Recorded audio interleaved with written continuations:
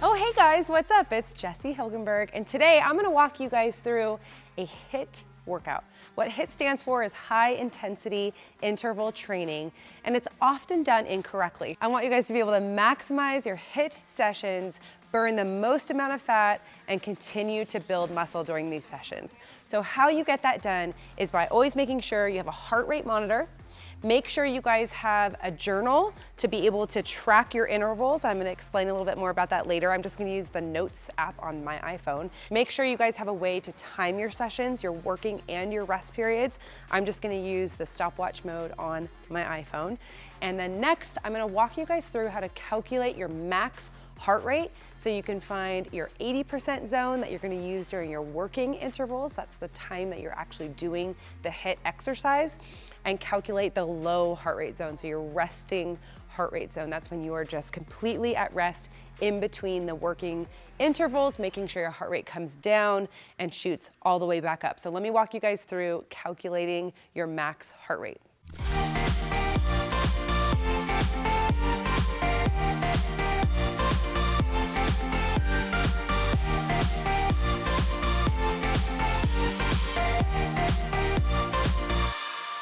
Okay, so before we get started doing anything at all, we're gonna calculate our max heart rate. So how to do that is you guys need to open up a calculator or use a calculator, and you're gonna take the number 226 and subtract your age from it. So I'm 40, so I'm gonna take 226 in my calculator, and I'm gonna subtract 40 from that number. That gives me 186. So now I know that my max heart rate, 100% of my max heart rate is 186, all right? During these Jessie's Girls HIIT exercises and these HIIT workouts, we are going to use 80% of our max heart rate for our working intervals. A working interval is when you're actually doing the exercise.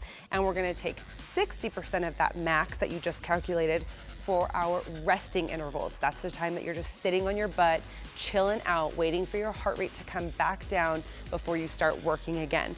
So if I do the calculation for my own personal max heart rate, I take 186 times 80%, and that gives me 149. So now I know that while I'm doing the actual exercise in this HIIT session, the working interval, I am going to do that exercise until my heart rate and my heart rate watch beeps at me because my heart rate got to 149. So that is my personal max heart rate at 80% of it, 149.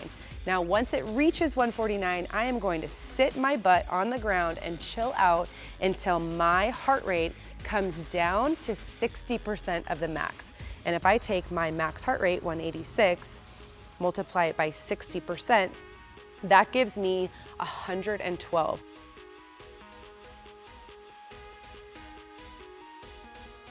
So I am going to sit in between those working, exercising intervals and rest until my watch and my heart rate monitor tells me that my heart rate is at 112, which is 60% of my personal max. As soon as it reaches that 112, I'm gonna get back up and I'm gonna do another working interval until my heart rate's at 80%. Let's go.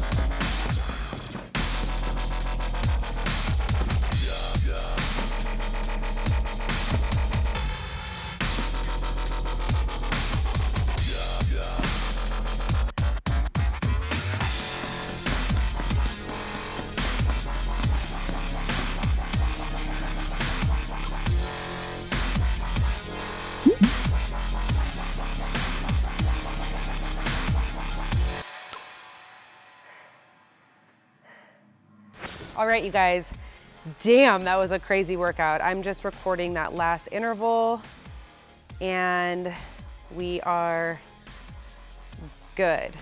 All right, a few things I want to talk to you guys about.